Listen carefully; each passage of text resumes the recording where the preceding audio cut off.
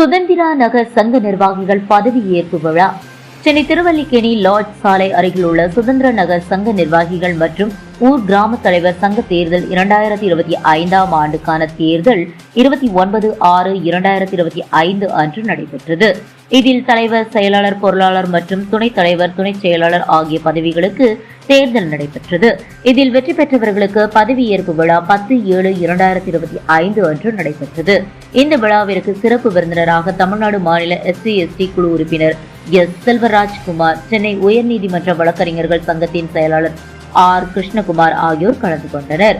மேலும் சுதந்திரா நகர் சங்க தேர்தலில் போட்டியிட்டு வெற்றி பெற்ற ஊர் தலைவராக எம். கிருஷ்ணமூர்த்தி, ஊர் செயலாளராக யு. ஹரி, ஊர் பொருளாளராக KN ஸ்ரீனிவாசன், ஊர் துணைத் தலைவராக டி. வெங்கடையா, ஊர் துணை செயலாளராக KS விஷ்ணு பிரசாத் ஆகியோர்களுக்கு உயர்நீதிமன்ற வழக்கறிஞர் பாலாஜி, என். ஹரிநாராயணன் மற்றும் AT வெங்கடேஷ் ஆகியோர் பதவியேற்பு நியமனம் செய்து வைத்தனர். TAAMS நிறுவனர் G. Kollipalli Israel, T. Lokeshkumar, மாநில தலைவர் MRPS, சுதந்திர நகர் ஊர் பொதுமக்கள், இளைஞர்கள் மற்றும் Ramnagar, Dwaraka Nagar, Velachery, Saidapet, Pallikaranai, Kanamapettai, T. Nagar, saint Thomas mount ஆகிய இடங்களில் ஆதி ஆந்திர ஊர் கிராம தலைவர்கள், நிர்வாகிகள் அனைவரும் கலந்து கொண்டனர். சென்னை செய்திகளுக்காக எஸ். சங்கர், செய்தி வாசிப்பாளர் ஆனந்தி. கலைஞர்களின் வாரிசான தளபதி ஸ்டாலின் அவர்களுடைய பெரும் முயற்சியாலே நமக்கு 3% இடஒதுக்கீடு இன்று நிரந்தரமாக்கப்பட்டுள்ளது என்பதை நாம் மறந்துவிடக்கூடாது.